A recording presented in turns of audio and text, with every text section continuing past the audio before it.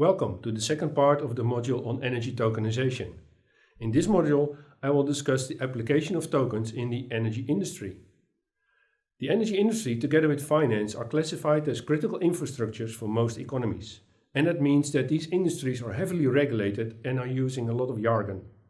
And that imposes risks for investors because they are impacted by regulatory changes and by a lack of transparency, the ability to understand what's really happening. I think that tokenization can have a positive impact in removing those barriers. A core concept for tokenization, as opposed by Louis Molkema of Enexis, to understand the concept of packaging energy rather than physical continuous flow of energy, which is actually going on the grid. If we then consider the energy package as the total amount of kilowatt hours being transferred, then you can also think about power packages as the capacity that you want to trade on the market. For instance, you can think of the power token as being applied ex ante to the market, so it represents kilowatt forecast and trades for both demand and supply. This can be traded not only on the future market, but also on the spot market and balancing market. The energy token applies to ex post, expresses the kilowatt hours for allocation and the basis for clearing and settlement in the demand and supply part of the network. So if you have these tokens, then you need to think about the token behaviors. We should all use the token taxonomy framework as a non-platform specific way of describing a token, and we need to make sure that we need to understand how minting is taking place. So minting can be done for both supply and demand, for instance based on smart meters or calibrated IoT devices. You can call these devices crypto anchors.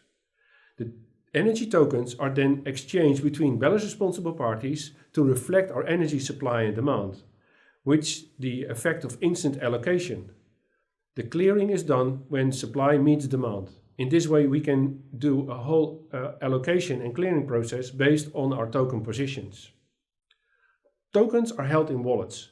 Where I introduce different token callers here, we still have the supply and demand of both energy and power, but with coloring of the tokens that represent renewable or fossil fuel generated tokens. And it can also depend on how the energy is being shipped into your battery. If we take that wallet concept and we create a wallet for each allocation point, then we see a large number of wallets emerging. There is one wallet for your home, there's probably one wallet for your heat pump if you want to have a separate submetering. You can have a separate energy contract for that heat pump. You can have a wallet for your electrical vehicle, a wallet for each public charger. And having those wallets at each physical or virtual allocation point gives a quite new way of looking at how to build an ecosystem. The next step is a notion of a kilowatt hour account. A wallet is always associated with an account. An account can have multiple wallets. That means that your account can be owned by a legal entity or a natural person for trading and to be compliant with local regulation. The kilowatt hour account can also have some energy service providers that taking care of all the complexities, like you currently have in the financial world with PSD2 for financial service providers that take some of the cumbersome transactions on your behalf.